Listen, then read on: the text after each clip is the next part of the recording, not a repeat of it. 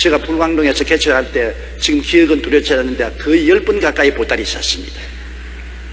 너무 힘이 들고 희망이 없고 답답해서 이곳에 천막에 비는 새고 가만히는 썩어 냄새가 나고 비가 내리면 개구리가 사람보다 더 많이 천막 밑에 들어와 있고 여기에서 내가 무슨 희망이 있느냐? 젊은 청춘에 아무 소용이 없겠다. 이 시골 구석에서 이 비난한 촌에서 내가 뭘 하겠는가? 낙심이 될 때는 그냥 몇 개가 안 되는 이복까지 주섬주섬 주워 모아 가방에 집어넣고 벌써 정류장까지 남았다가 돌아간 적이 여러 번 있어요. 주의 종이라고 해서 낙심이 안 되는 거 아닙니다. 그러나 언제나 낙심에도 돌이킬 수 있는 것은 마음속에 하나님이 너를 주의 종으로 불렀다는 소명감이 있는 것입니다. 저도 하나님의 소명을 받은 적이 있어요. 저희들이 졸업하기 전에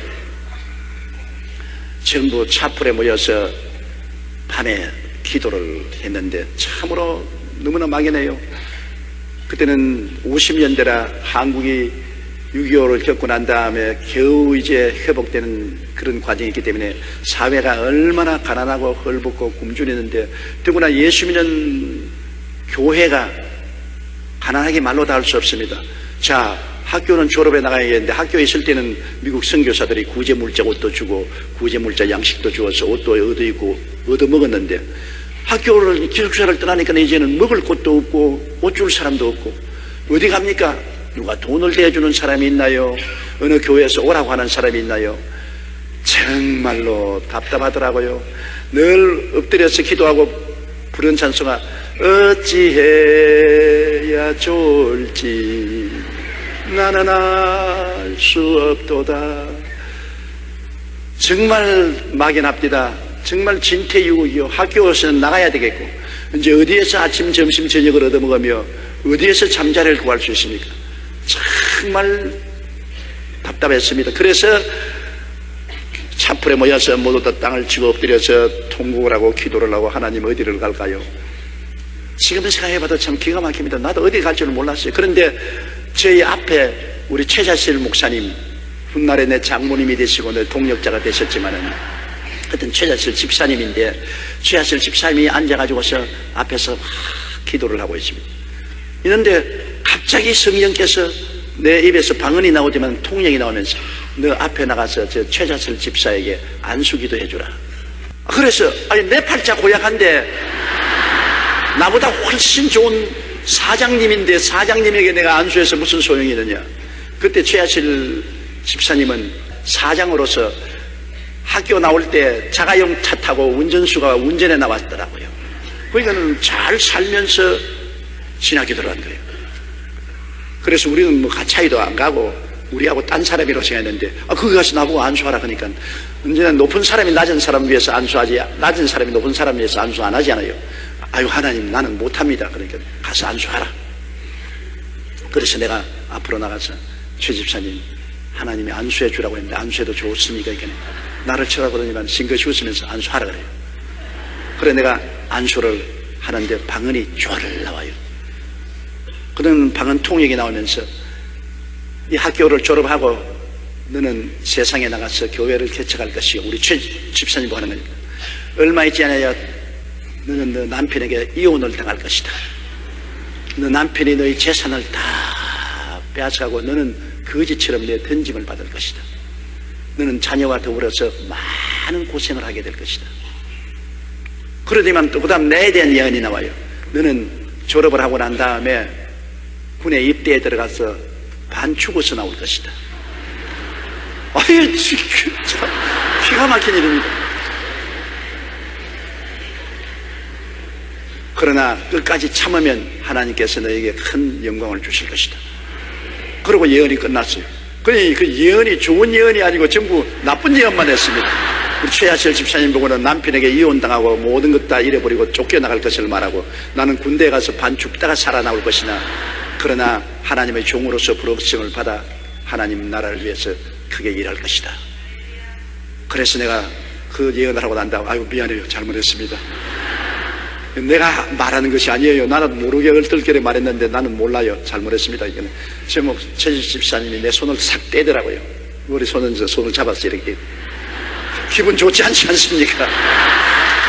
나는 그냥 하나님께 회개 기도를 했습니다. 하나님, 내가 신령하지 못한 것이 금방진 소리에서 용서해 주시옵소서. 그리고 최하실 집사님은 그냥 기도하다가 말고 나가버리더라고요.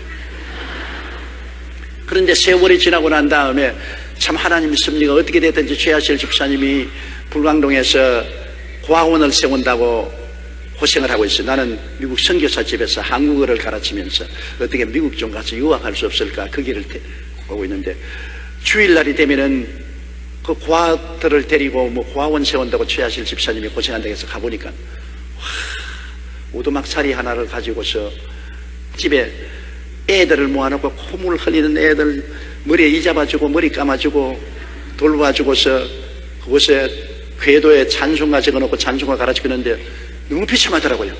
자가 영 타고 학교 오던 분하고 영 다르더라고요. 어떻게 됐냐 이건. 남편이 바람이 나서 다른 여자하고 살림을 나가면서 정식으로 이혼 소송을 냈고, 왜냐 나하고 같이 안 살고 예수에게 미쳐가지고서 집안 살림을 안 하니까 내가 도저히 살 수 없다고 이혼 소송을 해서 공장도 다 빼앗아가고 모든 것 다 빼앗아가고 이제는 빈손 들게 됐다고. 그래가지고서 흐느끼 울고 있더라고요. 정말 불쌍해서 못 보더라고요. 이제는 신세가 바뀌어졌어요.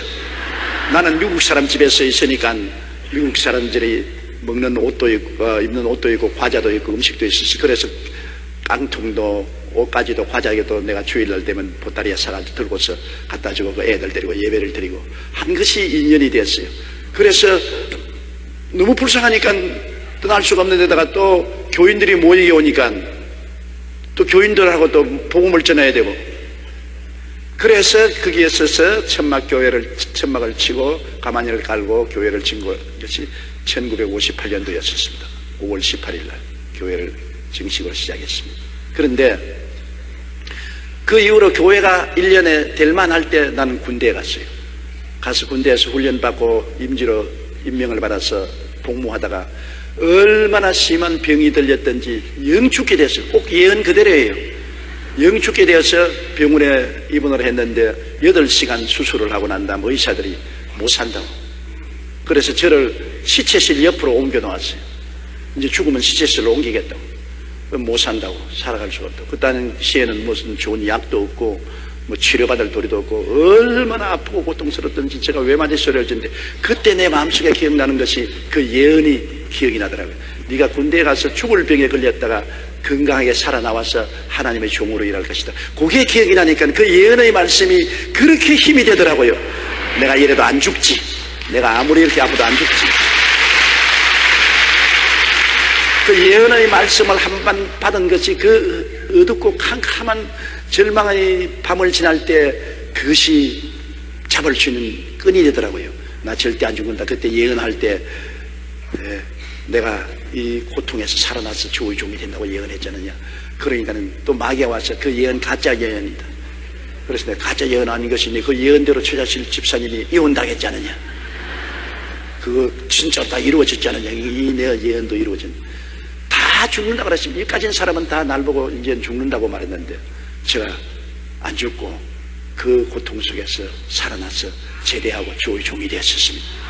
이래서 예언의 말씀이 얼마나 큰 힘과 위로가 되는지 몰라요. 그러므로 어둡고 캄캄할 때는 여러분 하나님의 약속의 말씀밖에는 의지할 데가 없습니다. 사람도 의지할 수 없고 환경도 의지할 수 없고 온 천지가 캄캄할 때는 주님의 말씀을 부여잡는 것이 제일 좋은데, 물론 예언의 말씀도 좋지만은 예언의 말씀보다 더 좋은 것이 기록된 말씀인 것입니다.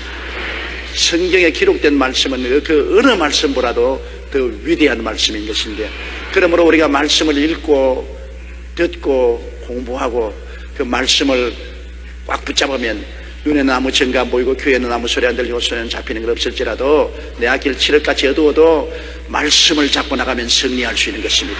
믿음은 들음에서 나며 들음은 그리스도의 말씀으로 말미암는다고. 말씀이 있으면 믿을 수가 있어요.